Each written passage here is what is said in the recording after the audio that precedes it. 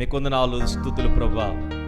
నీ పాద సన్నిధిలో మరొకసారి మేమందరం కలిసి నిన్ను స్తుతించడానికి, నీ సహవాసంలో మేమందరము కలిసి నిన్ను సేవించడానికి మాకు ఇచ్చిన గొప్ప అవకాశమును బట్టి వందనాలు ప్రభువా. అయ్యా, మమ్మల్ని నీవు ఎరిగి మమ్మల్ని ఏర్పరచుకుని మమ్మల్ని ప్రేమించి నీ సహవాసంలో మమ్మల్ని చేర్చుకోవడం కొరకు నీ రక్తమునిచ్చి నీ ప్రాణమును పెట్టి సజీవమైన రాళ్లగా మీలో కట్టబడాలని ఒకరినొకరము ప్రోత్సహించుకుంటూ, ఒకరినొకరు బలపరుచుకుంటూ, ఒకరినొకరు ఆదరించుకుంటూ, ఒకరినొకరు అయ్యా ప్రభా ప్రేమ కలిగి నీ ప్రేమని లోకానికి అందించే యొక్క వెలుగు సంబంధులుగాను, ఈ యొక్క లోకానికి ప్రభా ఒక గొప్ప ఆదర్శవంతమైన మాదిరికరమైన జీవితాలు మా ద్వారా కనపరచడానికి సహాయం అందించినందుకు వందనాలు. వచ్చిన ప్రతి వారిని ప్రేరేపించి అయ్యా నడిపించినందుకు వందనాలు. రాలేని వారిని కూడా ప్రేరేపించి నడిపించండి.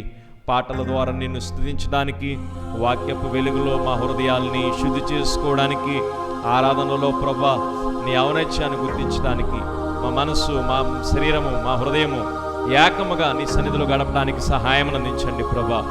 ఎక్కడ ఇద్దరు ముగ్గురు కూడి ఉందరో వారితో నీ ఉండి వారిని బలపరచడానికి, వారిని ఆదరించడానికి ఎల్లప్పుడూ సిద్ధంగా ఉన్నవాడు గనక మమ్మల్ని, మా హృదయాల్ని నీకు సమర్పిస్తుండగా మమ్మల్ని సిద్ధపరచమని, సమస్తము నీ స్వాధీనంలో ఉంచుకుని మా యొక్క శరీరమును, మనస్సును ఎక్కడో దృష్టి పెట్టడం కాదు కానీ ప్రభా నీ మీద నిలిపి మేము నీ యొక్క సహవాసంలో గడపడానికి మరొకసారి మాకు ఇచ్చిన అవకాశాన్ని బట్టి కృతజ్ఞతాస్తుతి చెల్లిస్తూ ఈ ప్రార్థన నీ పాద సన్నిధికి చేర్చుకోమని యేసు పరిశుద్ధ నామములో అడుగుచున్నాం తండ్రి, ఆమేన్.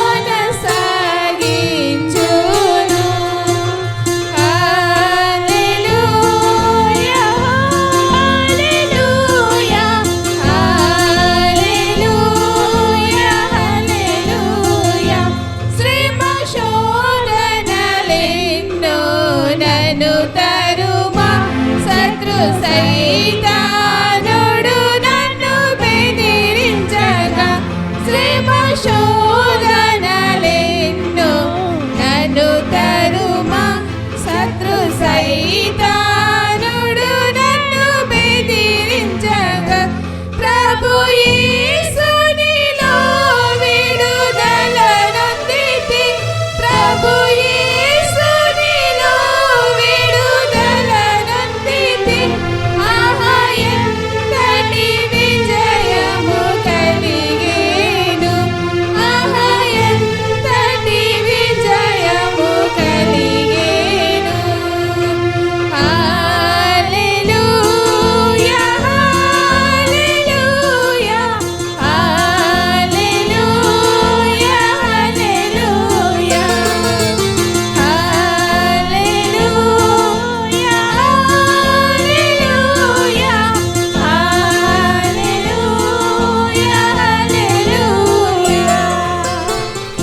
కీర్తనల గ్రంథము 84వ కీర్తన 2వ వచనాన్ని చదువుకుందామండి. యెహోవా మందిర ఆవరణములను చూడవలనని నా ప్రాణం ఎంతో ఆశపడుచున్నది, అది సొమ్మసల్లుచున్నది. జీవము గల దేవుణ్ణి దర్శించుటకు నా హృదయమును నా శరీరమును ఆనందముతో కేకలు వేయుచున్నది. ఏమండి, మరి దేవుని మందిరముకు ఉన్న ప్రాముఖ్యత ఏంటో అర్థమవుతే దానికోసం ఏం కలిగి ఉంటామో తెలుసండి. ఈ యొక్క భక్తుడి యొక్క ప్రాణము, హృదయము, ఆత్మ అంట దేవుని సహవాసంలో గడపాలని. ఏమండి, దేవుడు మనలో నివాసం ఉండేవాడు, కానీ తన ప్రియులైన వారు అందరూ కలుసుకునే చోటేమిటి?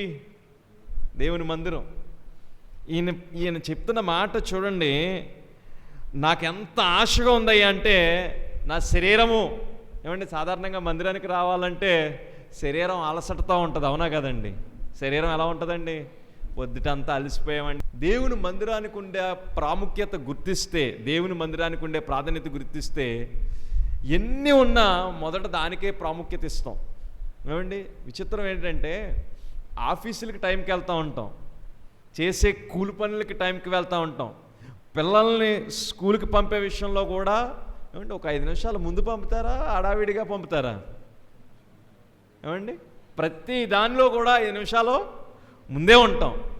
ఒక్క దేవుని మందిరానికి మాత్రమేనండి అన్నిటికంటే ఆలస్యం. ఏమండి, ఎందుకో తెలియదు, అప్పుడే పని వస్తుంది. నిజమే, పనులు లేకుండా ఉండవు ఎవరికి. పనిని మనం ప్రక్కన పెట్టి దేవుని కోసం ప్రాధాన్యత ఇవ్వాలి ఖచ్చితంగా. అది ఎందుకంటే దేవుణ్ణి ప్రేమించేవారు దేవుని సహవాసాన్ని కోరుకుంటారు. దేవుడు నాలో ఉన్నాడు, దేవుని యొక్క ఆత్మ నాలో సంచరిస్తుంది, మరలా దేవుని మందిరానికి వెళ్ళాలనే ఆశ ఎందుకండి ఈయనకి? ఎందుకనండి, తన ప్రియులైన వారిని, తన ప్రేమించేవారిని అక్కడ మాత్రమే నేను కలుసుకోగలను. ఆ దినాల్లో ఇశ్రాయేల్ ప్రజలు అంటండి సంవత్సరంలో 3 సార్లు మాత్రమే దేవుని ఆలయానికి వెళ్తూ ఉండేవారంట. ఎందుకంటే ఎక్కడెక్కడో ఉండేవారు, ఒకే ఆలయం. ఇప్పుడులా ఎక్కడ పడితే అక్కడ ఆలయాలు ఉన్నాయి కనుక ఎప్పుడు పడితే అప్పుడు కలుసుకుంటున్నాం. అప్పుడు అలా ఉండేది కదా, ఒక ఆలయమే. ఎక్కడున్న వారైనా సరే మందిరానికి రావాలి కనుక ఇక్కడున్న వారు అందరూ ఎదురు చూసేవారంటే ఎప్పుడు ఆ యొక్క దేవుని ఆలయంలోనికి వెళ్ళాలి, ఎప్పుడు ఆ యొక్క సందర్భం వస్తుంది, వెళ్తే అక్కడ పస్కాను ఆచరించవచ్చు, అక్కడ వెళ్ళి తోటి సహోదరులు అందరితో కలిసి దేవుణ్ణి ఆరాధించడానికి, సేవించడానికి అవకాశం దొరుకుతుందనని ఎదురు చూస్తూ ఉండేవారంటండి. ఏమండి, మనం దేవుని సహవాసంకి రావడానికి ఎదురు చూస్తున్నామా, లేకపోతే పాస్టర్ గారు ఏమనుకుంటారా అన్నట్టుగా వస్తున్నామా? ఎదురు చూస్తే ఎలా ఉంటామో తెలుసండి, 10 నిమిషాల ముందు కాదు, అరగంట ముందు వచ్చి కూర్చుంటాం. ఎందుకు తెలుసా? దేవుని సహవాసంలోనంటండి నూతన బలాన్ని పొందుకుంటారంటండి. చూడండి, అదే కీర్తనల్లో కొంచెం ముందుకు వస్తూ ఉంటే 7వ వచనంలో ఆ యొక్క మాటలు రాయబడి ఉంటే 5వ వచనంలో నీ వలన బలము నొందిన మనుషులు ధన్యులు, వారు నానాటికి బలాభివృద్ధిని పొందుచు ప్రయాణము చేదురు. కనుక మరి దేవుని మందిరంలో మనం బలపడతాం. సాధారణంగా దేవుని మందిరంలో కూర్చుంటే నీరసం, అలసట ఇవి వస్తూ ఉంటాయి. కానీ దేవుని మందిరంలో ఏమొస్తుందో తెలుసా? బలం వస్తుందంట. దేవుని మాటలు విన్నప్పుడు మనలో ఉన్న నిరాశ నిస్పృహలు పోతాయంట, మన యొక్క బలహీనతలు పోతాయంట, మనకున్న ఉన్నతమైన ఆ యొక్క దేవుని యొక్క సహవాసంలో నిరీక్షణ కలిగి ఆయన కొరకు ఎదురు చూస్తాం కనుక బలం కలిగి ఉంటామంట. కనుక ఆ బలాన్ని మనందరం కలిగి ఉండాలని దేవుని మందిరానికి వచ్చిన మనము ఆత్మతో సత్యంతో దేవుణ్ణి ఏం చేయాలంటే అండి ఆరాధించాలి. వచ్చిన మనము జీవం కలిగిన వాక్యం చేత మన హృదయాల్ని బలపరుచుకోవాలి. ఏమండి, ఎందుకు ఈ బలం అంటే నీరసం వచ్చేస్తుందేమో అని ముందే తింటాం, అవునా కదండి? నీరసం వచ్చాక తింటామా? నీరసం వచ్చేస్తుందేమో అని ముందే తింటామండి. ముందే ఎందుకు తింటాం? ఎక్కడ వచ్చేస్తుందేమో అని. ఎక్కడ ఉపవాసం ఉంటే నీరసం వచ్చేస్తుందని ఇంత బాటిల్ తెచ్చుకుంటాం కూడా, అవునా కదండి? ఇంకా మరి మన జీవన ప్రయాణంలో అనేకమైన పరిస్థితులు గుండా వెళ్తున్నప్పుడు వాటినన్నిటినీ ఎదుర్కోవడానికి శక్తి ఎవరి ద్వారా వస్తుందంటే దేవుడి ద్వారా వస్తుంది. దేవుని ఆవరణంలో గడిపినప్పుడు వస్తుంది. కనుక ఆ కీర్తనకారుడు అదే అంటున్నాడు, ఆయన మందిరాన్ని చూడాలని, ఆయన సహవాసాన్ని గడపాలని నా ప్రాణం ఎంతో ఆశతో ఉందంట, హృదయం అయితే కేకలు వేస్తుందంట. కనుక అట్టి యొక్క మనసు, అట్టి యొక్క హృదయంతో మన మందిరానికి మనం వస్తుమే కాదు, మరికొద్ది మందిని కూడా సమయం కంటే ముందే నడిపించాలి, సమయం కంటే ముందే నడిపించాలి. వచ్చిన మనందరం కలిసి దేవుణ్ణి స్తుతిద్దాం.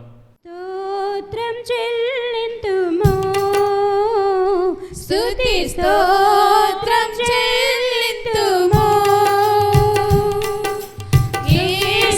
యేసునాథుని మేలులు తలచి స్తోత్రం చెల్లింతుము, స్తుతి స్తోత్రం చెల్లింతుము. దివారాత్రములు కంటి పాపవలే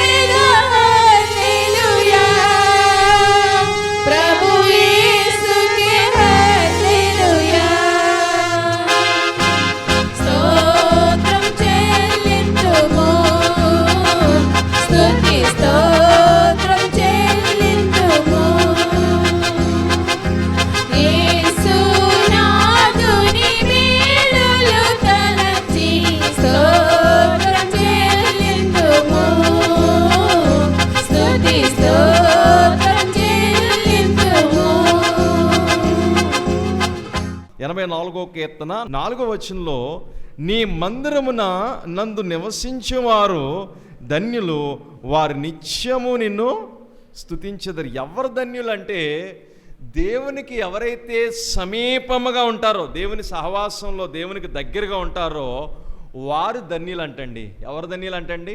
ధన్యత ఏమిటాయి అంటే, దేవునికి సమీపముగా ఉండడం ధన్యత అంటండి. దేవునికి సమీపముగా. ఎప్పుడు దేవునికి సమీపముగా ఉండగలం?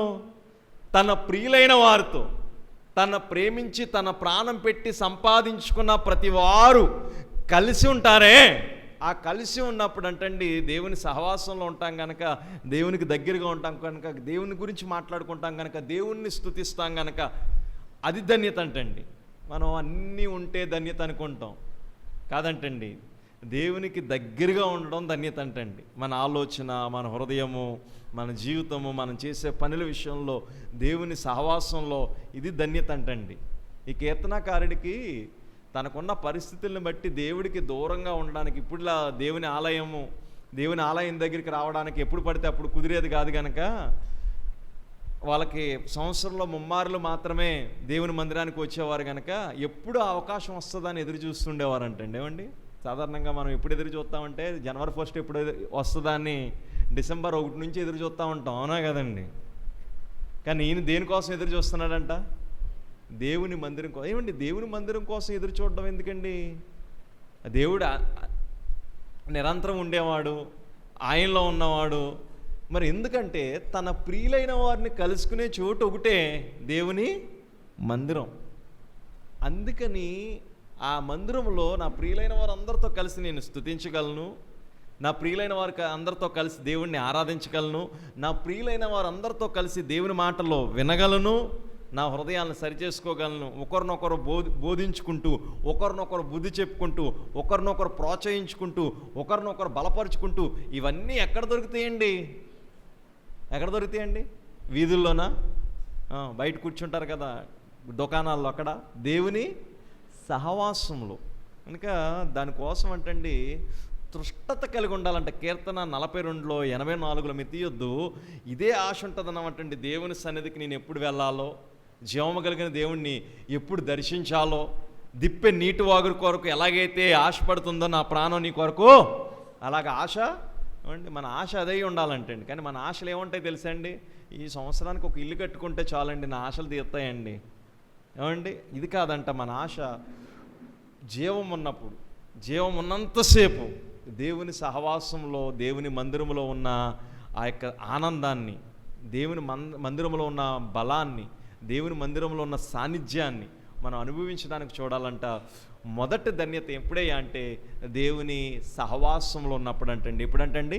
దేవుని సహవాసంలో ఉంటే ధన్యత అంట.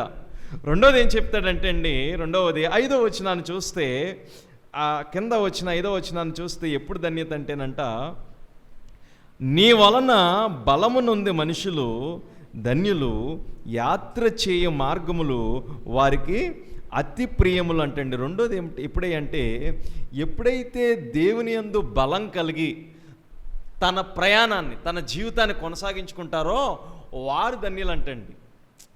ఆహారం తింటే బలం వస్తుంది, ఆ బలం బట్టి ధన్యత అనట్లే, దేవుని బట్టి బలం కలుగుతుంది అంటండి. దేవుని బట్టి బలం కలుగుతుందంట.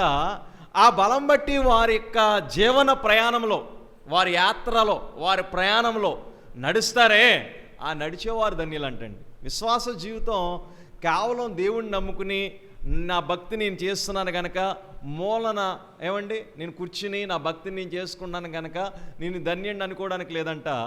వారి ఉద్యోగం చేసినా, వ్యాపారం చేసినా, చేతి పనులు చేసినా, ఏం చేసుకున్నా వారు ప్రయాణాలకి బలాన్ని ఇచ్చేది ఏంటయ్యా అంటే, వారి యాత్రకి, వారి జీవన ఉపాధిని, జీవన సాధనానికి శక్తినిచ్చేది దేవుడు కనుక, ఆ దేవుని శక్తిని పొంది పని చేయడం, ప్రయాసపడడం, ప్రయాణం చేయడం, ఇది ధన్యత అంటండి.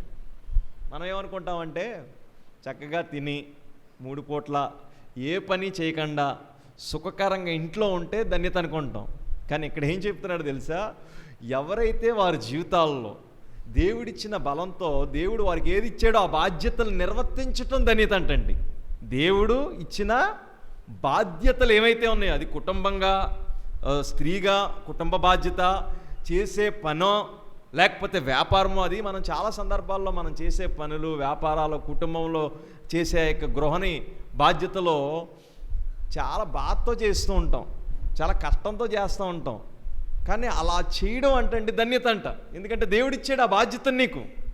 దేవుడు ఆ బాధ్యతను ఇవ్వకపోతే నువ్వు ఆ స్థానంలో ఉండేదాన్ని కాదు. కనుక రెండో ధన్యత ఏంటంటే మన బాధ్యతను నిర్వర్తించటము ధన్యత అంటండి.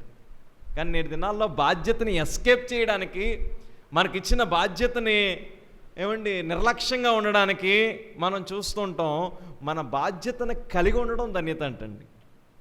ఎప్పుడు అనొద్దు ధన్యులు, వాళ్ళకేంటండి ధన్యులు అనొద్దు. ఎవరు ధన్యులు అంటే దేవుని సహవాసంలో దేవునికి సమీపముగా ఉన్నవారు ధన్యులు. దేవుడిచ్చిన బాధ్యతల్ని నెరవేరుస్తూ ఉంటారే వారు ధన్యులు అంటండి. రెండోది. మూడోది ఏం చెప్తూ ఉంటాడంటేనండి, ఆ కింద వచనంలో మనం చూస్తే 12వ వచనాన్ని మనం చదివితే, సైన్యములకు అధిపతియగు యెహోవా నీ యందు నమ్మిక ఉంచిన వారు ధన్యులు. అబ్బా, మనం ఎవరి మీద నమ్మకం ఉంచాలంటండి? దేవుడి మీద నమ్మకం ఉంచాలంట. మనం నమ్ముకుంటాం, లేకపోతే మన యజమానుల్ని నమ్ముకుంటాం, మన డబ్బుని నమ్ముకుంటాం, మనకున్న వసతులను నమ్ముకుంటాం. కానీ వాక్యం ఏం సెలవిస్తుందంటే దేవుణ్ణి ఎవరైతే నమ్ముకుని నిరంతరం నమ్మకం అనేది ఏదో ఒకసారి కలిగి ఆగిపోయేది కాదు, ఇది నిరంతరం ఉండేది. నిరంతరం ఉండే ఈ నమ్మకాన్ని ఎవరైతే కలిగి ఉంటారో వారు ధన్యులు అంటండి. వారు ఒకసారి ఆలోచించండి, శరీర సంబంధమైన మనుషులు మాట్లాడే ధన్యతకి, ఆత్మ సంబంధమైన దేవుడు మనకు నేర్పిస్తున్న ఈ ధన్యతకి ఎంత వ్యత్యాసం ఉందండి. అవునా కదండి? మన పిల్లల్ని బాగా చదివిస్తే వాళ్ళ ప్రయోజకులయ్యి మనల్ని తీర్చిదిద్దడానికి, మనల్ని పోషించడానికి, మనకి కావలసిన వనరులు సమకూరుస్తారని వాళ్ళ మీద మనం ఏం పెట్టుకుంటాం? మీరేం పెట్టుకోరేటండి? ఏం పెట్టుకోకుండా ఉంటారా? ప్రతి తల్లిదండ్రులు కూడా అదే నమ్మకం. మేము మూలకు వెళ్ళిన తర్వాత మమ్మల్ని వారు, కానీ మనం ఎవరు నమ్మాలంటేనంట దేవుడిని నమ్మాలంట. దేవుడి మీద నమ్మకం పెట్టుకోవాలండి. ఎందుకంటే మనం కన్న పిల్లలు వాళ్ళ ప్రయోజకులు అయిన తర్వాత మనల్ని చూడొచ్చు, చూడకపోవచ్చు. చూడాలనే కండిషన్ ఏమీ లేదు. వాళ్ళు వదిలేసి వాళ్ళ జీవితాలు వాళ్ళు చూడవచ్చు. ఆ సమయంలో కూడా మనల్ని పోషించగలిగేది, నడిపించగలిగేది, ఆదరించగలిగేది దేవుడు ఒక్కడేనంటండి. అందుకని ఆయన మీద నమ్మకం పెట్టుకోవాలంటండి. కనుక మరి ధన్యులుగా మనం పిలువబడుతున్నాం. ధన్యులైన వారు అందరం కలిసి కూర్చుని దేవుణ్ణి స్తుతించగలుగుతున్నాం, దేవుణ్ణి ఆరాధించగలుగుతున్నాం, దేవుని వాక్యాన్ని ధ్యానించగలుగుతున్నాం. మంచిది.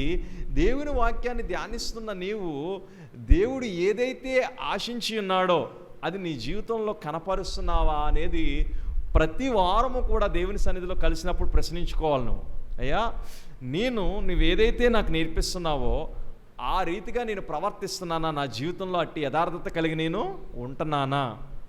ఎందుకంటే ఈ కీర్తనలో ముగింపులు ఏమంటాడంటే, యథార్థవంతులుగా ఎవరైతే జీవిస్తారో వారికంటే అన్నీ మేలులేనంటండి. అన్నీ చూడండి, కింద ముగింపులు అదే చెప్తాడు 11వ వచనంలో, దేవుడైన యెహోవా సూర్యుడును కేడుమునై ఉన్నాడు, యెహోవా కృపయు ఘనతయును అనుగ్రహించును, యథార్థంగా ప్రవర్తించిన వానికి ఆయన ఏ మేలును చేయక మానడు.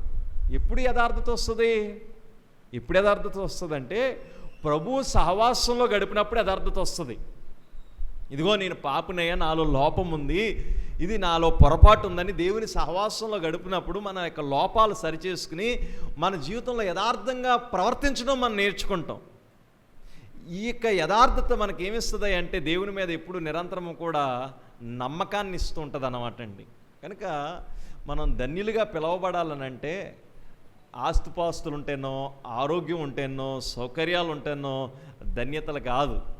నిజమైన ధన్యత దేవుని సహవాసంలో ఉంటే ధన్యత. దేవుని సహవాసంలో ఉండి దేవుడు అప్పగించిన బాధ్యతలను నిర్వర్తిస్తూ ఉంటే ధన్యత. ఆ బాధ్యతలు నిర్వర్తిస్తున్నప్పుడు చాలాసార్లు నిరాశలోకి వెళ్ళిపోతూ ఉంటాం, ఆర్థికంగా నలిగిపోతూ ఉంటాం, ఆరోగ్యపరంగా బలహీనలవుతూ ఉంటాం. అప్పుడు చాలాసార్లు ప్రభువుని నేను నమ్ముకున్నాను కానీ నాకేమీ కలిగింది, ప్రభువుని నమ్ముకుంటున్నాను కానీ నాకేమీ వస్తుంది, నాకే ఇలాంటివి ఎందుకు వస్తున్నాయి అనే ఆలోచనలు ఉంటాం కదా. అలా ఉండకూడదంట. ప్రభు నిరంతరం కూడా మనం ఏమి ఉంచాలంట? నమ్మిక ఉంచి ఉండాలంటే. ఇలా నమ్మకంగా ఉన్నవారు యథార్థంగా జీవిస్తారంటండి. నమ్మకంగా ఉన్నవారు ఇప్పుడు ఆ యథార్థంగా ఉన్నవారికి దేవుడు ఏమి చేయకుండా ఉండడంటండి. ఈ కీర్తనకారుడు ఎంత చిన్న విషయాన్ని ఆలోచిస్తాడంటే, దేవుని మందిర ఆవరణంలో పిచ్చుకలు గూళ్ళు కట్టుకుంటాయి కదండి. ఆ పిచ్చుకలు గూడు కట్టుకుంటున్న ఆ పిచ్చుకలను చూసి ఈయనకంట అసూయ ఈర్ష్య కలుగుతుందంట. ఎందుకంటే ఆయన నిరంతరము దేవుని మందిరంలో నివాసం. చూడండి ఆ మాట చెప్తాడు 3వ వచనం, సైన్యములకు అధిపతి యెహోవా నా రాజా నా దేవ, నీ బలిపీఠమునొద్దన పిచ్చుకలకు నివాసము దొరుకును, పిల్లల పెట్టుటకు వానకోవులకు గూటి స్థలము దొరికినేమంటే. దేవుని మందిరంలో అంత అల్పమైన జీవులు ఒక చిన్న గూడిని కట్టుకుని నివాసం నిరంతరం ఉంటున్నాయి. నేను మాత్రం నిరంతరం అలా ఉండలేకపోతున్నాను. వాటిని చూస్తే నాకు కొంచెం జెల్స్ అనిపిస్తుంది అంటండి. నేను కూడా వాటిలాగా నిరంతరం ఉంటే ఎంత బాగుండో. ఏటండి, మీకు గనక పొరపాటున ప్రతి దినము ప్రార్థన ఖచ్చితంగా ఉండాలని నియమం పెడితే ఎంత కష్టమండి. ఆదివారంకే చాలా కష్టం మనకి. ప్రభువుని చూసినట్టుగా ప్రభు రూపం మీలో ప్రతిబింబింపబడాలని అలా నిరంతరము ప్రయత్నం చేస్తారు కనుక ప్రతిసారి సహవాసంలోకి రావాలని విన్నపించేది అందుకనే కనుక మన జీవితాల్లో ఆ వాన కోవులకి ఎలాగైతే దేవుని మందిరంలో దేవుని సహవాసంలో చోటు దొరుకుతుందో, మాకు కూడా నిరంతరము నీలో అలా గడిపే భాగ్యము సమయం మాకు ఇమ్మని మనం ప్రార్థన చేయడం ఎంత ధన్యత అంటారు. ఈయన అంటున్నాడు అనమాట అండి. అక్కడున్న యాజకులకి, అక్కడున్న అల్పమైన జీవులు ఏమండి, బలిపీఠం చెంత సాధారణంగా ఆ వేడికి అక్కడున్న బలి అర్పించే సందర్భంలో అల్పమైన జీవులు కూడా నివాసం ఉండలేవు. ఎందుకంటే బలిపీఠం దగ్గర ఏమర్పిస్తూ ఉంటారు? బలిని అర్పిస్తూ ఉంటారు. బలిపీఠం కింద మంట ఉంటుంది, కాలుతూ ఉంటుంది. ఆ బలి యొక్క అర్పణని దేవుడు స్వీకరిస్తుంటాడు. అలాంటి వేడిమి కలిగే పరిస్థితుల్లో కూడా ఒకవేళ అక్కడ ఒక వానకోవులు కానీ చిన్న పిచ్చిక కానీ గూడు కట్టుకుంటే ఆ గూడికి కూడా ప్రమాదం రానివ్వకుండా దేవుడు కాపాడతాడంట. అక్కడ నివాసం ఉండడానికి దేవుడు ఆ యొక్క అవకాశం ఇస్తాడంట. మరి మనకు కూడా దేవుడు ఇచ్చిన ఈ అవకాశం, అమ్మా భూమి మీద జీవించిన కొద్ది దినాల్లో ప్రభు సహవాసంలో గడపటం ధన్యత, ప్రభువు ఇచ్చిన ఆ యొక్క బాధ్యతని నెరవేర్చడం ధన్యత, ప్రభు యందు ఎల్లప్పుడూ నమ్మిక ఉంచుట ధన్యత. అట్టి యొక్క ధన్యత కలిగిన వ్యక్తులుగా మనందరము దేవునిలో బలమును పొందునుగాక. ఈ బలము ఎప్పుడంటండి, ఎంతవరకు ఉంటుందంటండి? ఈ బలం అంట ఎవరైతే దేవునిలో ఉంటారో వాళ్ళు నానాటికి బలాభివృద్ధిని పొందుతారంటండి. ఎప్పటికంటండి అంటే ఈ రోజు కంటే రేపు మనకు ఇంకా బలం పెరగాలి, స్ట్రెంత్ పెరగాలి, ఇన్నర్ స్ట్రెంత్, ఆంతరంగిక శక్తి. అప్పుడు ప్రతి విషయాన్ని ఎదుర్కోవడంలో, ప్రతి విషయంలో సమయస్ఫూర్తి కలిగి ప్రవర్తించడంలో అమ్మా ధన్యులుగా మనం ఉంటూ నానాటికి దేవునిలో బలం పొందునుగాక. ఆమేన్. నీ మందిరములో నేనానందింతును, ఆత్మయందు నిరంతరము. నీ మందిరములో నేనానందింతును, ఆత్మయందు నిరంతరము. ఆరాధన ఆరాధన ఆరాధన ఆరాధన ఆరాధన ఆరాధన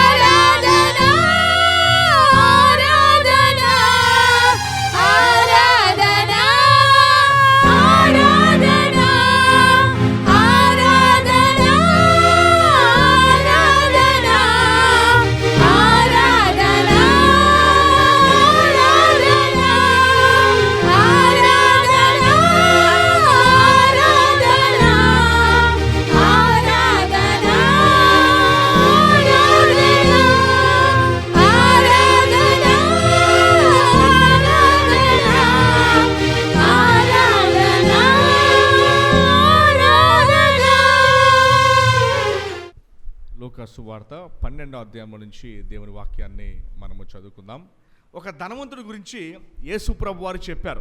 ఇది ఉపమానముగా ధనవంతుడి గురించి యేసు ప్రభు వారు చెప్పారు. 13 ఉపమానాలు యేసు ప్రభు వారు చెప్పారు. ఇవి చక్కగా మీకు అర్థమయ్యే రీతిగా నేను చెప్పడానికి నేను ప్రయత్నిస్తాను. ప్రతి ఉపమానానికి ఒక బ్యాక్గ్రౌండ్ ఉంటుంది. లూకా సువార్త 12వ అధ్యాయము 13వ వచనంలో ఈ బ్యాక్గ్రౌండ్ని మనము చూడవచ్చు. యేసుప్రభు పరిచర్యలో ఈ 12వ అధ్యాయం లూకా సువార్తలో ఆయన ఒక విషయాన్ని బోధిస్తూ ఉన్నారు. ఈ 12వ అధ్యాయం ఏ విషయాన్ని బోధిస్తున్నారంటే, దేవుడు నీకు కాపరిగా ఉన్నాడు, అంచేత మీరు భయపడిన అవసరం లేదు. ఏమి తిందుమా, ఎట్లా బ్రతుకుతామా అన్న విషయాన్ని బట్టి. అయితే పాయింట్ ఏంటంటే, మనం దేవుణ్ణి కాపరిగా ఉంచుకుంటున్నామా అనేది దేవుడు మనల్ని అడుగుతున్న ప్రశ్న. ఆయన నీకు కాపరిగా ఉండటానికి ఆయన ఇష్టపడుతున్నాడు, కానీ మనం ఆయన కాపరత్వం కింద ఉండడానికి సిద్ధమవుతున్నామా అన్నదే ప్రశ్న. ఓకేనండి. దేవుడు ఆయన బిడ్డల్ని పోషించి సంరక్షించి కాపాడేవాడు. అయితే ప్రశ్న ఏంటంటే, ఆయన కాపరత్వం కింద ఉండడానికి మనము సిద్ధంగా ఉన్నామా అన్నదే పెద్ద ప్రశ్న. యేసుప్రభు వారి బోధన క్రైస్తవులకే కాదు, క్రైస్తవేతరులకి కూడా వారి జీవితాన్ని మార్చిన గ్రంథము యేసుప్రభు యొక్క బోధనలు. మహాత్మా గాంధీ గారు కానివ్వండి, సర్వేపల్లి రాధాకృష్ణ గారు కానివ్వండి, స్వామి వివేకానంద కానివ్వండి, యేసుప్రభుని గొప్ప బోధకుడిగా వారు అంగీకరించారు. ఏకైక సొంత రక్షకునిగా వారు అంగీకరించినప్పటికీ వారు ఏం అంగీకరించారు అంటే, డౌట్ లేకుండా యేసుప్రభు వారు ప్రపంచంలోని అతి నెంబర్ 1 బోధకుడిగా యేసుప్రభుని వారు పరిగణించారు. సొంత రక్షకునిగా మాత్రం అంగీకరించలా. యేసుప్రభు వారు 12వ అధ్యాయం 7వ వచనంలో ఏమన్నారంటే, చూడండి, ప్రతి వాక్యము మన హృదయాలతో మాట్లాడేది. 7వ వచనంలో ఏముందంటే, మీ తల వెంట్రుకలు అన్నీ, అంటే దేవునికి మీ గురించి అన్నీ తెలుసు, మీ కష్టాలు, మీ బాధలు, ఇబ్బందులు, మీ తల వెంట్రుకలు అన్నీ లెక్కింపబడి ఉన్నవి. అంటే తల వెంట్రుకల డీటెయిల్లు కూడా యేసుప్రభుకి తెలుసు. మన DNA ఏదైతే ఉందో, లక్షల ఇన్ఫర్మేషను అది దేవునికి తెలుసు. నీ తల వెంట్రుకలు అన్నీ లెక్కింపబడి ఉన్నవి, భయపడకుడి, మీరు అనేకమైన పిచ్చుకల కంటే శ్రేష్ఠులు, మీరు శ్రేష్ఠులు కారా అని అంటున్నాడు. అనేకమైన పిచ్చుకల కంటే, అంటే పిచ్చుక అనేది అతి సాధారణమైన చిన్న పక్షి, వాటికంటే మీరు ఎంతో శ్రేష్ఠులు. దేవుడు మిమ్మల్ని అంత బాగా చూసుకొని కాపాడుకుంటాడు. 23వ కీర్తనను 4వ వచనంలో ఒక మాట ఉంటుంది, గాఢాన కారిపోయి లోయలలో నేను సంచరించినను, ఏ అపాయముగా నేను భయపడను. ఏంటి గాఢాంధకారపు లోయలో విశ్వాసుల కంటే? లోయ జనరల్గా యుద్ధం జరిగే టైంలో లోయలో ఉండడానికి ఇష్టపడకూడదు. ఎవరు ఇష్టపడరు. ఎందుకు అంటే, పైనుంచి బాణాలు వేయడానికి, ఈటలు విసరడానికి, లేకపోతే గన్న పెట్టి పేల్చడానికి, ఒక బాంబో గ్రెనేడో వేయడానికి లోయలో ఉంటే మనం దొరికేసినట్టు. అదే కొండ మీద ఉంటే మనం తప్పించుకోవచ్చు. యెరూషలేము కొండ మీద కట్టబడిన పట్టణం. ఇక్కడ దావీదు ఏమన్నాడంటే, అలాంటి దొరికేసిన స్థితుల్లో లోయలో నేను ఉన్నప్పటికీ కూడా, గాఢాంధకారపు అంటే చీకటి, డెత్, మరణాన్ని తీసుకొచ్చే లోయలో నేను ఉన్నప్పటికీ నేను ఏ అపాయముకు నేను భయపడను. ఎందుకు అంటే, యేసుప్రభు వారు ఆయన మరణానికి నన్ను అప్పగించలేదు, కానీ అందులో నుంచి నన్ను నడిపించాడు. అందుకని ఒక మాట వాడాడు, నా శత్రువుల ఎదుట ఆయన నాకు భోజనాన్ని సిద్ధపరిచాడు. జనరల్గా శత్రువుల ఎదుట ఉన్నప్పుడు, గాఢాంధకారపు లోయలో ఉన్నప్పుడు, కష్టాలు, ఇబ్బందులు, శ్రమలో ఉన్నప్పుడు ఆహారం తినబుద్ధి అవ్వదు. యుద్ధ భూమిలో పోరాడే సైనికుడు ఖాళీగా కూర్చొని భోజనం చేయడు. కానీ దావీదు ఏమంటున్నాడంటే, గాఢాంధకారపు లోయలలో నేను సంచరించినను, నా శత్రువుల ఎదుట దేవుడు నాకు భోజనాన్ని సిద్ధపరిచాడు. దేవుడు భోజనాన్ని సిద్ధపరిచాడు అంటే, ఒక పెద్ద టేబుల్ మీద 100 వెరైటీలు దేవుడు నా కొరకు ఏర్పాటు చేశాడు. ఇప్పుడు నేను పరిగెత్తకుండా తినక్కర్లా, కంగారు పడి జీవించక్కర్లా. నెమ్మది కలిగి నేను భుజించచ్చు అనే ఆలోచనను, ఎందుకు అంటే ఆయన నాకు కాపరి అయి ఉన్నాడు, ఆయన నాకు ఏ లోటు లేకుండా చేయువాడు. ప్రశ్న ఏంటంటే, ఆయనను నువ్వు కాపరిగా అంగీకరిస్తున్నావా, ఆయన నీకు కాపరిగా ఉన్నాడా అన్నదే ప్రశ్న. చాలామంది దేవుణ్ణి కాపరిగా పెట్టుకోరు. అందుకని దావీదు ఒక మాట అన్నాడు, కొందరు రథములు బట్టి గుర్రములు బట్టి అతిశయపడతారంట వారికి ఉన్న వాటిని బట్టి, కానీ మేమైతే మా దేవుని నామమును బట్టి అతిశయపడదము. ఇక్కడ యేసుప్రభు వారు కూడా అదే బోధిస్తున్నారు. ఏం బోధిస్తున్నారంటే, మీ తల వెంట్రుకలు అన్నీ లెక్కింపబడి ఉన్నాయి. దేవుని చిత్తం లేకుండా మీ జీవితంలో ఏమి జరగదు, మరి ఎక్కువగా విశ్వాసులకి. అందుకని అంటున్నాడు, భయపడకుడి అని అంటూ ఏమన్నాడంటే, మీరు అనేకమైన పిచ్చుకుల కంటే శ్రేష్ఠులు కారా, మీరు విలువైన వారు కదా అని దేవుడు చెబుతూ అసలైన పాయింట్ని టీచ్ చేస్తున్నాడు, బోధిస్తూ ఉన్నాడు. ఏంటి ఆ పాయింట్ అన్నది ఈరోజు మనం చూడబోతూ ఉన్నాం. అయితే బైబిల్ గ్రంథాన్ని ఖచ్చితంగా మీరు గమనిస్తేనే ఇది మనకు అర్థమవుతుంది. 12-13 వచనంలో ఒక వ్యక్తి వచ్చి యేసు ప్రభు వారిని ఒక రిక్వెస్ట్ అడిగాడు. ఏం రిక్వెస్ట్ అడిగాడో తెలుసండి? ఆయన అడిగిన రిక్వెస్ట్ ఏంటంటే, బోధకుడా అని పిలిచాడు యేసు ప్రభు వారిని. ఆ రోజుల్లో బోధకులు ఏం చేస్తారంటే లాయర్లాగా వ్యవహరించేవారు. ఎందుకు లాయర్లాగా అంటే, పాత నిబంధన గ్రంథం టైంలో తీర్పు దేని బట్టి తీర్చేవారంటే, లేవీ కాండంలో దేవుడు ఎలాగైతే తీర్పు తీర్చమన్నాడో, ద్వితీయోపదేశ కాండంలో ఎలాగైతే తీర్పు తీర్చమన్నాడో ఆ రీతిగా తీర్పు తీర్చాలి అంటే వారికి పాత నిబంధన మీద పట్టు ఉండాలి. పాత నిబంధన మీద ఎవరికి పట్టు ఉంటుంది? రబ్బైలు అనగా బోధకులకి, చదువుకున్న వారికే పట్టు ఉంటుంది. అందుచేత యేసు ప్రభు వారు బోధిస్తున్నారు, ధర్మశాస్త్రాన్ని బోధిస్తుండగా ఆయన వచ్చి యేసు ప్రభు వారిని ఒకటి అడిగాడు, ఒక రిక్వెస్ట్ అడిగాడు యేసు ప్రభు వారిని. జనరల్గా యేసు ప్రభు దగ్గరికి ఏమొచ్చి అడగాల్సిందంటే, ఆ ధనవంతుడు ఒకటి వచ్చి యేసు ప్రభుని అడిగాడు. గమనించారా? ధనవంతుడు ఏమొచ్చి అడిగాడు అంటే, బోధకుడా, మంచి బోధకుడా అని కూడా పిలిచి పరలోక రాజ్యానికి వెళ్ళాలంటే నేను ఏం చేయాలి అని అడిగాడు. గుర్తుందా అది? ఇక్కడ ఒక వ్యక్తి వచ్చి ఏం అడిగాడు చూడండి. పరలోక రాజ్యం వెళ్ళాలంటే నేను ఏం చేయాలి అన్న వ్యక్తే నిరాశ చెంది భయపడి వెనక్కి వచ్చేసాడు. ఎందుకు అంటే, నీ ఆస్తినంతటిని అమ్మి నన్ను వెంబడించు అని ప్రభు చెప్పాడు. ఎవరికి? ఏమడిగాడు యేసు ప్రభు వారిని? పరలోక రాజ్యానికి, నిత్య జీవానికి వెళ్ళాలంటే నేను ఏం చేయాలి? ఎంత గొప్ప మాట అడిగాడు యేసు ప్రభు వారిని. మంచి విషయాన్నే కదా అడిగింది.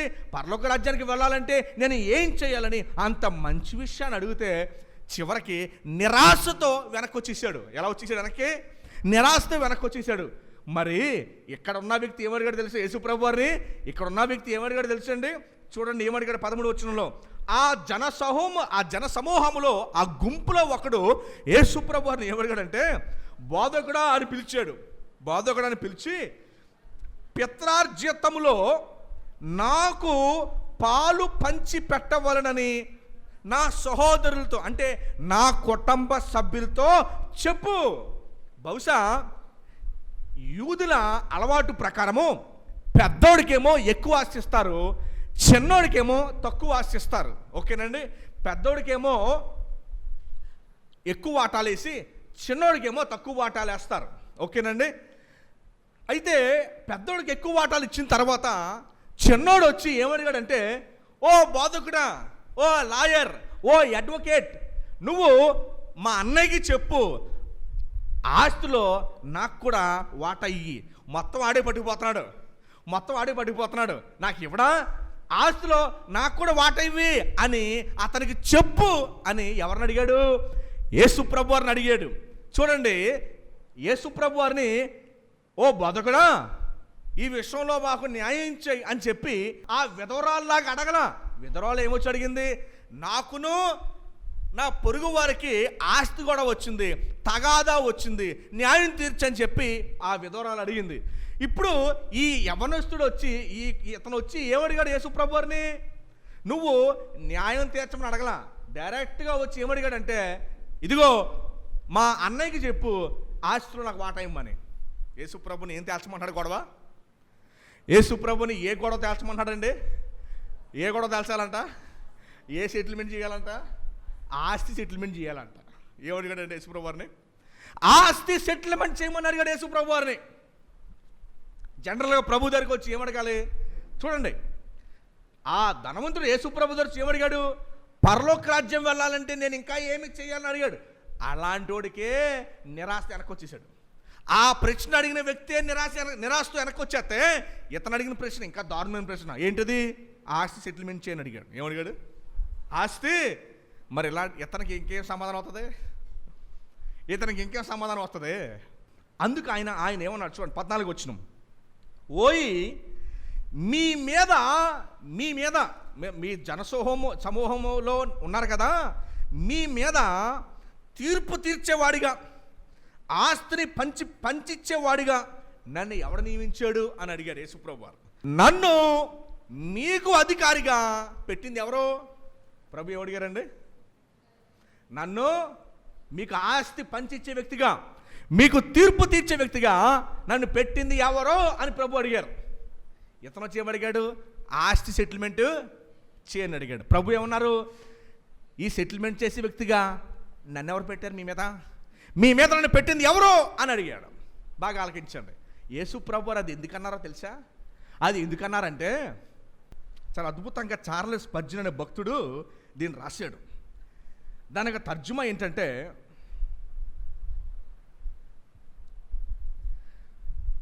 నువ్వు ఈ విషయాన్ని ఆస్తి రాలేదని నువ్వు బాధపడుతున్నావే, నీ బాధ ఏంటి?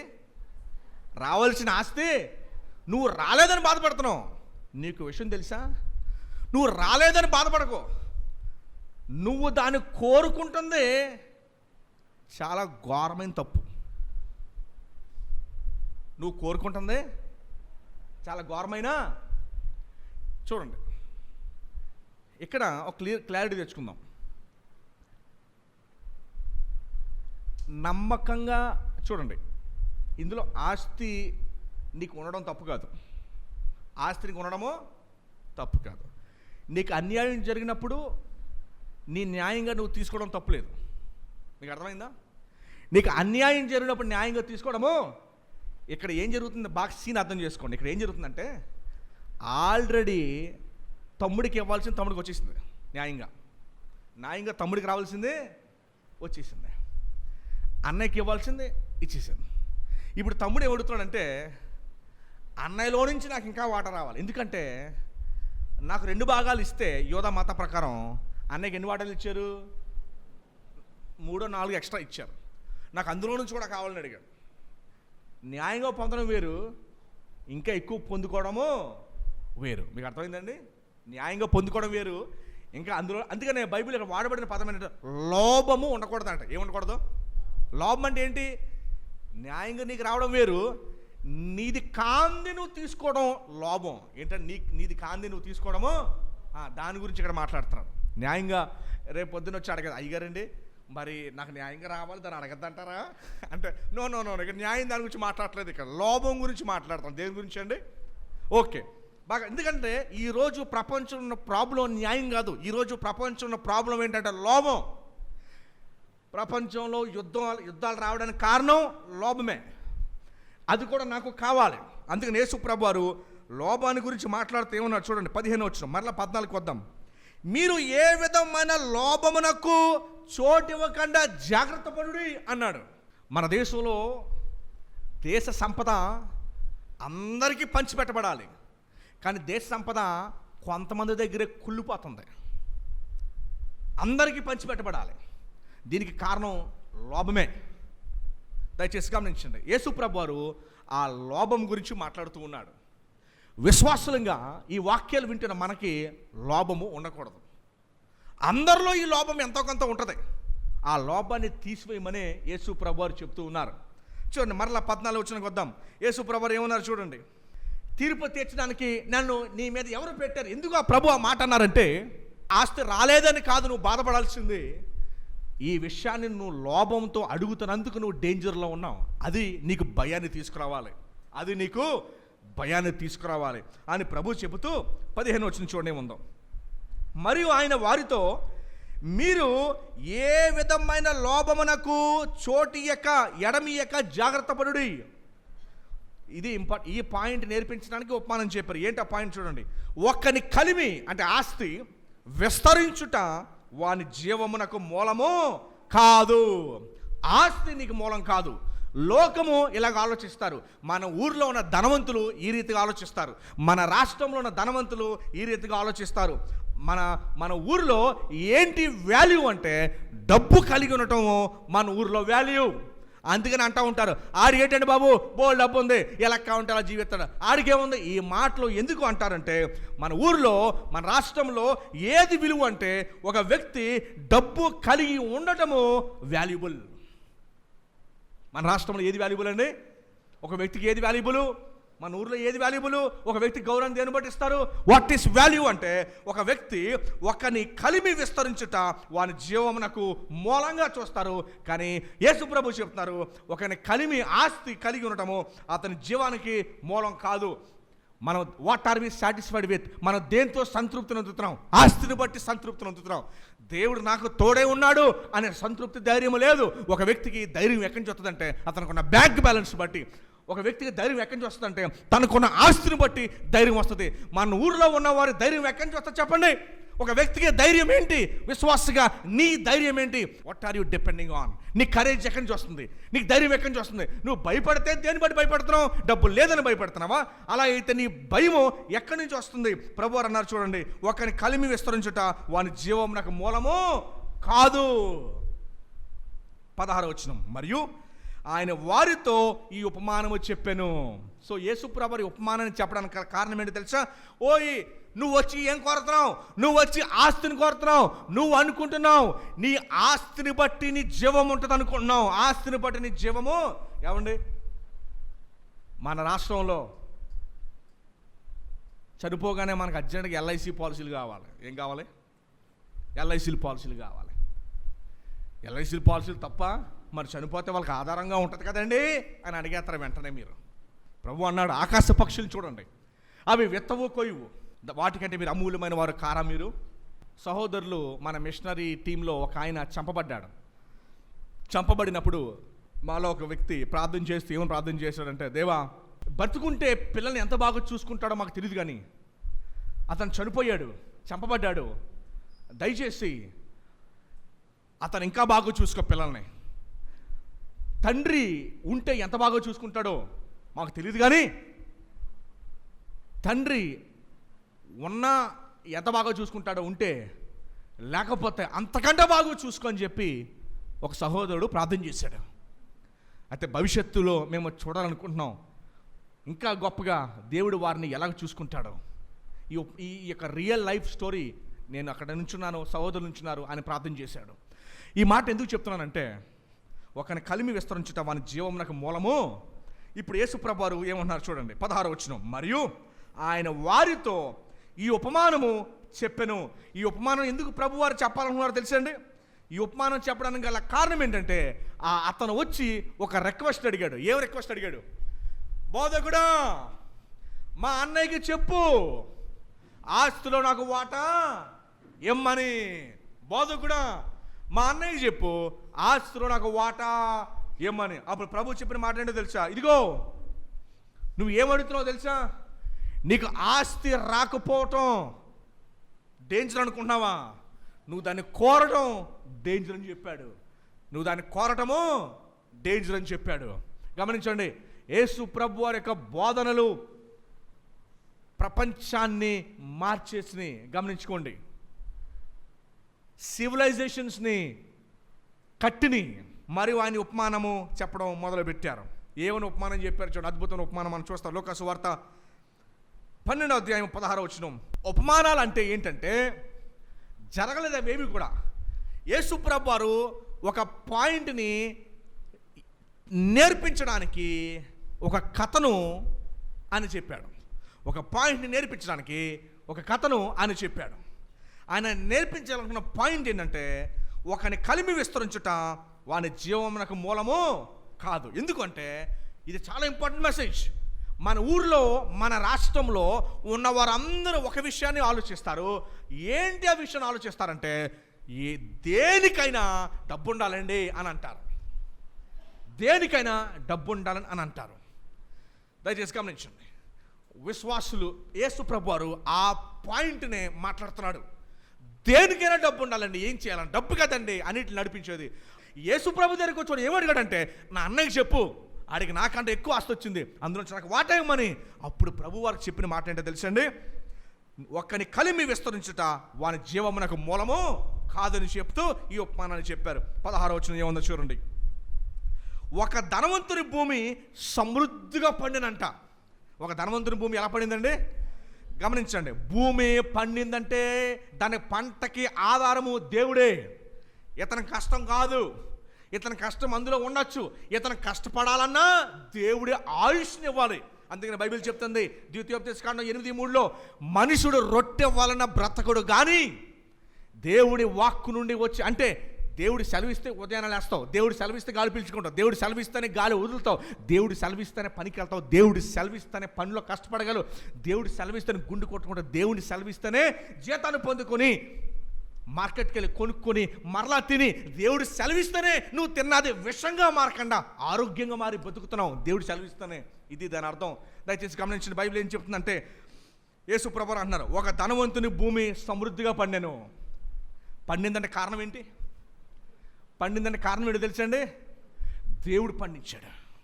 ఈరోజు రోమిలకు రాసిన పత్రిక 1వ అధ్యాయం తీనవసరం లేదు, కానీ అందులో పాయింట్ ఏంటో తెలుసా? ఈరోజు మానవులతో సమస్య ఏంటంటే, ఇదిగో నా కష్టం, నా సంపాదన, నేను తెచ్చుకున్నాను, నా జీవితము, నా ఇష్టము, నేను నేను నేను నేను అని మానవుడు అంటున్నాడు. దయచేసి గమనించండి. దేవుడు అనుమతిస్తేనే ఒక సెకండ్ అయినా బ్రతికే జీవితం మనది. అలాంటిది మానవుడు చెప్పకనే విశ్వాసుల సహితము ఎలాంటి ఆలోచనలో బతుకుతున్నారంటే, నేను, నా ఇష్టం, నన్ను అంటావా, నాది, నా ప్రపంచం నాది అనే నా అనేది ఏదైతే ఉందో చూడండి. ఈ ధనవంతుని కథ దాని గురించే. ఈ ధనవంతుడు ఏమన్నాడు చూడండి. ఒక ధనవంతుడు సమృద్ధిగా పండిందంట. సమృద్ధిగా పండిందంటే మోకాళ్ళు వేసి ఎవరికి స్తుతులు చెల్లించాలి? సమృద్ధిగా పండితే దేవుని స్తుతించాలి. కానీ ఇక్కడ ఏమి జరిగిందో చూడండి ఒకసారి. 17వ వచనం. అప్పుడు అతడు సమృద్ధిగా పండిన తర్వాత అప్పుడు అతడు ఏమన్నాడు చూడండి. నా పంట సమకూర్చుకున్నటకు నాకు స్థలము చాలదు గనక నేనేమి చేతునని తనలో తాను అలంచుకుని నేను ఇలాగూ చేతునని చెప్పి ప్లాన్ వేసుకున్నాడు. ఆల్రెడీ ఆ ధనవంతుడు ఏమన్నాడు చూడండి. అప్పుడు అతడు నా పంట సమకూర్చుకున్నటకు నాకు స్థలము చాలదు గనుక నేనేమి చేతునని తనలో తాను అలంచుకుని నేను ఎలాగూ చేస్తున్నాడు. ధనవంతుడు ఆల్రెడీ ధనవంతుడే. ఆ ధనవంతుడిగా చేసింది కూడా యేసు ప్రభువే. అతను ఇంకా సమృద్ధిగా పండిందంట పంట. ఆ సంవత్సరం పంట ఎలా పండింది? చాలా సమృద్ధిగా పండింది. అతను ఏమన్నాడంటే, బాబో ఇంత పంట పండింది, ఇంత పంటను ఏం చేయను? 18వ వచనం ఏమన్నా చూడండి. నా కొట్లు విప్పి, నా గోడౌన్లు విప్పేసి వాటికంటే గొప్ప వాటిని కట్టిస్తా, పెద్ద పెద్ద గోడౌన్లు కట్టిస్తా, అందులో నా ధాన్యం అంతటిని, నా ఆస్తిని సమకూర్చుకొని. దయచేసి వినండి, ఇది నిజంగా జరలా. యేసు ప్రభువారు ఒక పాయింట్ని నేర్పించడానికి ఈ కథను చెప్పాడు. ఈ కథ జరలా. ఒక పాయింట్ని చెప్పడానికి, జరగని దాన్ని ఉపమానం అంటే జరగని దాన్ని యేసు ప్రభువారు ఒక పాయింట్ చెప్పడానికి ఈ మాట చెప్పాడు. జనరల్గా మనము సామెతలు చెప్తూ ఉంటాం. కష్టాలు వస్తే మనుషులకి కాకపోతే చెట్లకు వస్తాయి ఏంటండి అని సామెతలతో మనం మాట్లాడతామే. యేసు ప్రభువారు ఉపమానాలతో మాట్లాడుతున్నాడు. ప్రభువారు ఏమన్నారంటే, ఆ ధనవంతుడికి విస్తారణ పంట పండింది. ఆ విస్తారణ పంట పండగానే ఏం చేశాడంటే, అతను మనసులో అనుకుంటున్నాడంట. మనసులో ఏమనుకుంటాడంటే, నా కొట్లు విప్పి వాటికంటే గొప్ప వాటిని కట్టించి అందులో నా ధాన్యం అంతటిని, నా ఆస్తిని సమకూర్చుకుంటాను అనుకున్నాడు. అప్పుడు అన్నాడు, ప్రాణముతో నా ప్రాణమా, అనేక సంవత్సరములకు విస్తారమైన ఆస్తి నీకు సమకూర్చబడి ఉన్నది, సుఖించుము, తినుము, త్రాగము, సంతోషించుమని చెప్పుకుందని అనుకున్నాడంట మనసులో. ధనవంతుడికి పంట పండింది. ఆల్రెడీ ధనవంతుడు చాలా పంట పండింది. ఇది పంట రాగానే అతను ఏం చేయాలి? దేవా, ఈ పంటను నువ్వు నాకు ఇచ్చావని చెప్పి దేవుని వైపు కృతజ్ఞతాస్తుతులు చెల్లించాలి. అది మానేసి ఇతను ఏం చేశాడో తెలుసండి, నా ఆస్తిని నేను ఇంకా పెంచుకుంటాను అనుకున్నాడు. వాస్తవానికి ఇతను ఏం చేయాలి? దేవుని వైపు చూడాల్సిన వ్యక్తి అతని వైపు చూసుకుని ఆస్తిని పెంచుకోవడానికి ప్రయత్నించాడు. బహుశా నేను అనుకుంటాను, ఇతనికి ఎక్కువ పంట వచ్చింది కదా, విస్తారణ పంట వచ్చింది కదా, ఇతను ఎవరిని స్తుతించి ఉంటాడో తెలుసా అండి? ఎవరికి థ్యాంక్ యూ చెప్పి ఉంటాడో తెలుసా? భూమి వైపు చూసి, ఓ నేల, నువ్వు నాకు ఈ సంవత్సరం విస్తారమైన భూమినిచ్చావు. మన దేశంలో భూమి పూజ చేయడానికి కారణం అదే. మన దేశంలో భూమి పూజ చేయడానికి కారణం అదే. మేము ఛత్తీస్గఢ్కి వెళ్తుంటే చింతూరు ప్రాంతంలో ఆపి లేడీస్ అందరూ కూడా ఒక గుడ్డ కట్టేసి కర్ర పెట్టేసి ఆపండి ఆపండి ఆపండి అంటే, ఏ అమ్మ ఎందుకు ఆపాలి, ఏ కారణం ఏంటంటే, మేము భూమి పూజ చేసుకుంటున్నాం, అందుకని మాకెంతో కొంత ఇచ్చేళ్ళు అన్నాడు. నేను అన్నాను, అమ్మ ఓ పని చేయి, మీరందరూ నా మాట అంటానంటే 10 రూపాయలు కాదు, నేను మీకు 100 రూపాయలు ఇస్తాను, ఒక్క 5 నిమిషాలు నా మాట వింటారని చెప్పి కారా నేను వెంటనే చెప్పాను, అమ్మ ఈ భూమి పంట ఇస్తుందంటే భూమి గొప్పతనం కాదు. నీకు సూర్యుడు వెలిగెత్తాడంటే సూర్యుడిలో స్వయం ప్రతిపత్తి లేదు. నీకు నక్షత్రాలు కానీ లేకపోతే భూమి కానీ సూర్యుడు కానీ నీకు వెలుగు పంట వస్తుంది అంటే వాటిలో ఉన్న శక్తిని బట్టి కాదమ్మా, వెనకాల సృష్టికర్త ఉన్నాడు. ఆ సృష్టికర్త వీటిని పోషిస్తున్నాడు, వెలిగిస్తున్నాడు, భూమికి పంట ఇస్తున్నాడు. నువ్వు పూజించాల్సి, దండం పెట్టాల్సింది, నువ్వు పూజ చేయాల్సింది భూమికి కాదమ్మా, ఆ సృష్టికర్తకి నువ్వు పూజ చేయాల. నువ్వు వీటిని పట్టుకుని ఎలాడుతున్నావు ఏంటి అని చెప్పిన ఆమె, మా ఊర్లో ఈ పండగ చెయ్యకపోతే మమ్మల్ని చంపేస్తారండి అంది. ఇతను చేసిన పని ఏంటో తెలుసండి? ఇతను చేసిన పని ఏంటో తెలుసా? భూమి వైపు తిరిగి భూమికి దండం పెట్టాడు, ఆకాశం వైపు తిరిగి వర్షానికి దండం పెట్టాడు. సేమ్ మన దేశం అదే చేస్తాం మనం. ఆకాశం వైపు తిరిగి వర్షానికి దండం పెట్టి వర్షానికి స్తుతులు చెల్లించాడు, పంటకి స్తుతులు చెల్లించాడు, పంటను కనపరిచాడు, వర్షాన్ని కనపరిచాడు. మన దేశంలో జరుగుతున్నది కాదండి, వర్షాన్ని కనపరిచాడు. అతను వాస్తవానికి కనపరిచింది ఎవరినో తెలుసా? ఈ పంటని, భూమిని, సూర్యుడు వెలగడానికి కారణమైన ఆ దేవుని సృష్టికర్తను స్తుతించాల్సిందే పోయి ఈ పంట వైపు, ఆ వర్షాన్ని వైపు చూసి వాటిని పూజించి వాటికి దండం పెట్టి వాటికి సాగిలి పడ్డాడు. ఇతను దేవుని వైపు తిరగల. కనీసము రోమిలకు రాసిన పత్రికలో ఉంటుంది, వారు దేవుణ్ణి గణపరచలా, దేవునికి కృతజ్ఞత అర్పణలు చెల్లింపను లేదు. వాస్తవానికి పాత నిబంధన ప్రకారము అతను వెంటనే ఏం చేయాలంటే తన పంట చేతికి రాగానే దేవునికి 10వ భాగం తీసుకొచ్చి ఇవ్వాలా. నూతన నిబంధన గ్రంథంలో విశ్వాసులతో మాట్లాడుతుంటే వాళ్ళు ఏమంటారంటే, కొత్త నిబంధనలో 10వ భాగం లేదు కదండి.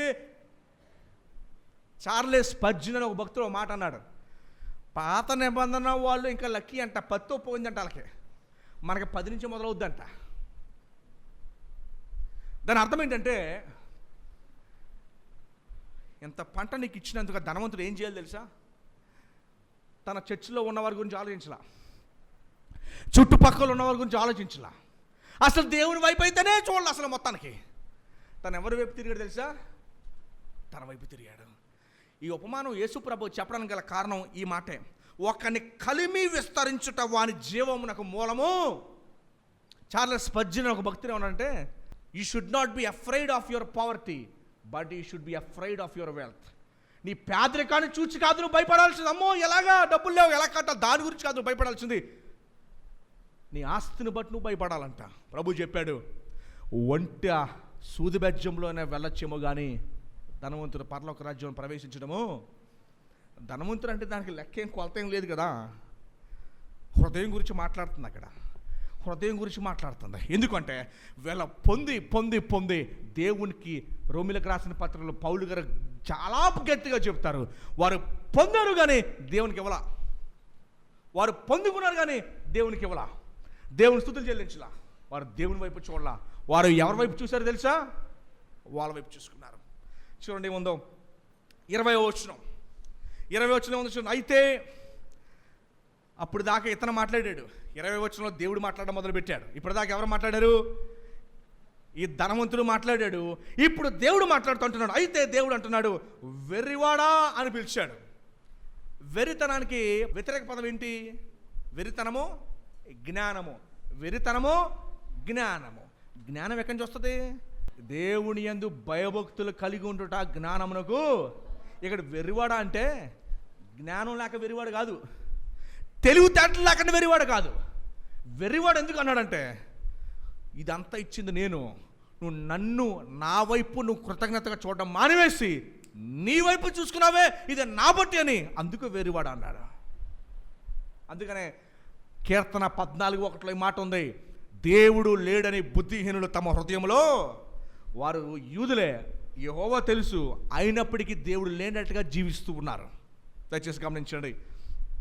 20 వచనం. ఈరోజు మనకు పాఠం ఏంటి తెలుసా? మనము దేవునికి కృతజ్ఞత అర్పణలు, స్తుతులు చెల్లించట్లా.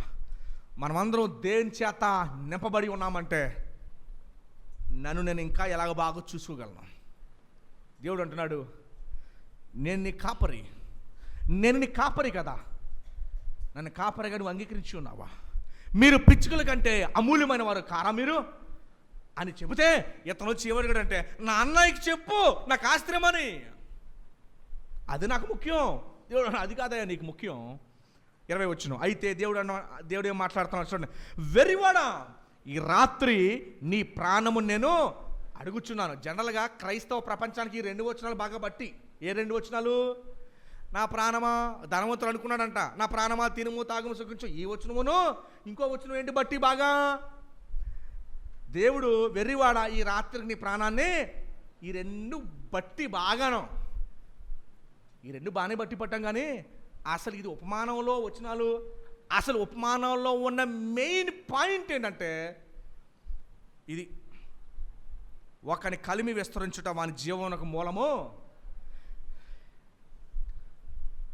ఇంకా సింపుల్గా చెప్పాలంటే, నీకు ఉన్న దాన్ని బట్టి సేద తీరకు. ప్రభు నీతో ఉన్నాడని సేద తీరు. ప్రభు ఎప్పుడు నీతోనే ఉంటాడు. ఆస్తి తారుమారవుద్ది, కానీ ప్రభు ఎప్పుడు నీతోనే ఉంటాడు. ఆస్తి నిన్ను ఉప్పంగా చేస్తుంది, నిన్ను కృంగదీసేస్తుంది. ఒక్కోసారి నువ్వు దాని మీద పెట్టక, నువ్వు ఎప్పుడైతే దాని మీద పెట్టకని యెహోవా నీ కాపరిగా నీకు ఉంటాడో, నువ్వు గాఢాంధకారపు లోయలో సంచరించినా కూడా నువ్వు ఏ అపాయానికి నువ్వు భయపడవు. ఎందుకంటే ఆయన దుడ్డికర్ర అంటే పశువుల్ని, గొర్రెలను తోడేళ్ళు వచ్చి తినేస్తే దుడ్డికర్ర పెట్టి తోడేళ్ళని కొట్టగానే తోడేళ్ళు వదిలి పారిపోతాయి. అది దుడ్డికర్ర అంటే. ఇక్కడ ఉంటుంది బెల్ట్ పక్కన. దండము అంటే ఓ పెద్ద కర్ర లైన్లో పెట్టడానికి, లైన్ నడవడానికి. నీ దుడ్డికర్రయ్య, నీ దండము నన్ను ఆదరిస్తుందంట. ఆదరించడం అంటే సరి చేస్తుంది. యెహోవా నా కాపరి అని దేవుడు నీకు ప్రామిస్ చేసినప్పుడు, అబ్రహాంకి ఆనాడు ప్రామిస్ చేశాడు 2000 BCలో. ఈ రోజుకి 4000 సంవత్సరాలు అయితే నీకు బిడ్డలు లేరు కదా అబ్రహాము, ఆకాశ నక్షత్రాలు చూడు, ఇసుకరేణువులు చూడు, అంతగా నీ సంతానాన్ని విస్తరిస్తానని దేవుడు ఒక్క మాట చెప్పాడు. ఈ రోజుకి ప్రపంచంలో 850 కోట్ల మంది జనాభా ఉంటే ప్రపంచంలో సగం మంది జనాభా అబ్రహాము మా తండ్రి అని ప్రపంచంలో సగం జనాభా చెప్పుకుంటున్నారు. దేవుడు చేసిన వాగ్దానము, ఆయన నమ్మకమైన వాడు అని చెప్పడానికి. అయితే మన దేవుని వైపు చూచి కృతజ్ఞతాస్తుతులు చెల్లించడం మానివేసి ఇతను తన వైపు చూసుకుని దేవుడు ఏమంటున్నాడు, అయితే వెర్రివాడా, ఈ రాత్రికి నీ ప్రాణము నేను అడుగుచున్నాను. దేవుడు ఎందుకు ప్రాణాన్ని అడిగాడు తెలుసా? నువ్వు గ్రహించలా, ఇచ్చిందంతా నేను, నువ్వు అనుకున్నావు. నువ్వు గ్రహించలా, ఇచ్చిందంతా నేను, కానీ నువ్వేమో నీ బట్టే అని అనుకున్నావు నువ్వు. ఇప్పుడు ప్రభు అంటున్నాడు, ఏమన్నా చూడండి, నీవు సిద్ధపరిచిన కొట్లు, నీవు సిద్ధపరిచిన ఆస్తి, నువ్వు సిద్ధపరిచిన గోడౌను, నీవు సిద్ధపరిచినవి ఎవడి సొత్తు అవుతాయి అని అడిగాడు దేవుడు. ఏం ప్రశ్న చూడండి. నువ్వు సంపాదించింది ఎవడి సొత్తు అవుతుంది? ఇప్పుడు చెప్పు. నువ్వు తినక సంపాదించింది, నువ్వు దాచిపెట్టింది, నువ్వు దేవునికి కూడా ఇవ్వకుండా దాచిపెట్టింది ఎవరి సొత్తు అవుతుంది? ప్రభు ఏం ప్రశ్న అడిగాడు చూడండి. నీవు స్థిరపరిచింది ఎవడి సొత్తు అవుతుంది? ఈ ప్రశ్న ఎవడు అడిగాడు? యేసుప్రభు దగ్గరకు వచ్చి ఏమడిగాడు? ఓ యేసుప్రభు, మా అన్నయ్యకి చెప్పు, ఆస్తులు నాకు వాటన్ని. అప్పుడు ప్రభు అన్నాడు, మీకు అధికారంగా నేను ఎవరు నియమించాడు? నీకు తెలుసా నీ కలిమిలోని జీవం లేదని, నీ ఆస్తులో కాదు, నీ బలము నీ ధైర్యం అందులో లేదని నీకు తెలుసా అని చెబుతూ ఈ ఉపమానాన్ని చెప్పగానే అడిగినోడు అక్కడే ఉండాలి కదా. మా ఒడికి చెప్పు నాకు ఆస్తి ఇమ్మని, అడిగినోడు అక్కడే ఉండాలి కదా. అడిగినోడు అక్కడ లేడు, జారుకున్నాడు, వెళ్ళిపోయాడు. అడిగాడు సెటిల్మెంట్ చేయమని, మరి ఉండాలి కదా. యేసు ప్రభు ఇగో కంగారు పడగా బాబు మీ అన్నయ్య చెప్తాను సెటిల్మెంట్ వరకు ఆగాలి కదా. పారిపోయాడు, అక్కడికి వెళ్ళిపోయాడు. ఎందుకు వెళ్ళిపోయాడు తెలుసా? యేసుప్రభు వెర్రివాడా అని అన్నదే ఎవడి గురించో కాదు, ఆడి గురించే నాకు అర్థమైపోయి జాగ్రత్తగా వెళ్ళిపోయాడు. అప్పుడు ప్రభు ఇంకో మాట అన్నా చూడండి, దేవుని ఎడల ధనవంతుడు కాక తన కొరకే సమకూర్చుకునివాడు ఈ వెర్రివాడు వలె అయిపోతాడు. ఈ వెర్రివాడు వలె అయిపోతాడు. ఈ ఉపమానం యొక్క మూల పాఠం ఏంటేనండి, ఒకని కలిమి విస్తరించుట వాని జీవమునకు మూలము కాదు. చెప్తారండి, ఒక్కని కలిమి విస్తరించుట నా జీవితమునకు మూలము కాదు. సో మనం ఏం కోరుకోకూడదు? ఈ ధనవంతుడు పక్కడి గురించి ఆలోచించలా, దేవుని గురించి ఆలోచించలా, ఒకదాని గురించి ఆలోచించుకున్నాడు. ఈరోజు మన సమాజంలో ఉన్న పాడైపోవడం గల కారణం ఏంటి తెలుసా? నేను, నాది, నాకే ఉండాలి, మొత్తం నాదే. ఏమండి? మొత్తము నాకే ఉండాలి.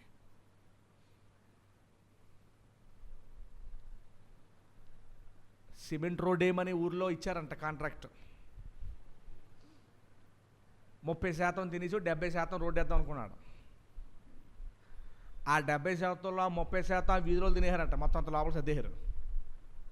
అటు ఇటు అటు ఇటు అటు చివరి మిగిలిందంతా 30%, 40%. ఆ 40% పడుతుంది. ఎక్కడో అక్కడ సర్దేస్తుంటే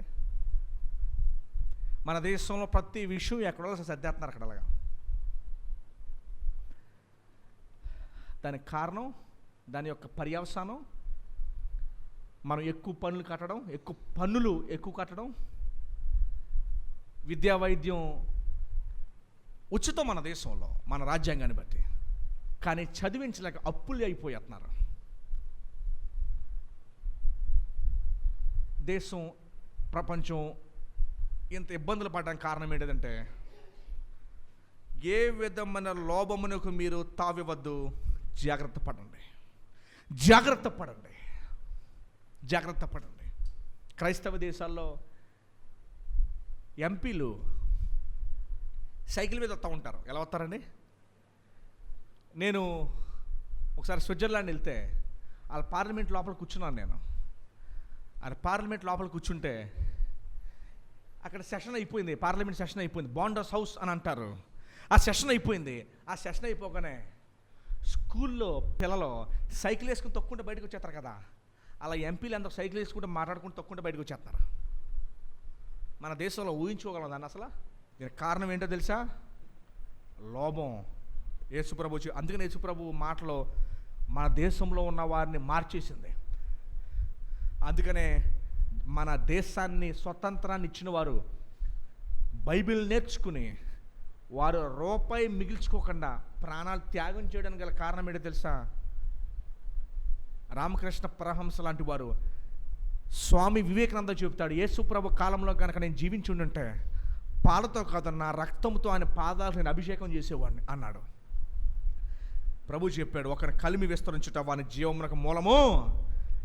లోకంలో ఉన్నవారే అంత మార్చబడితే దేవుని గ్రంథాన్ని చేతపట్టిన మనము ఇంకెంత మార్చబడాలి ఆలోచించండి. ఆలోచించండి. ప్రభువారు ఇచ్చిన రెండో ఉపమానం ఇది. దేవుడి మాటలు దీవించును కాక.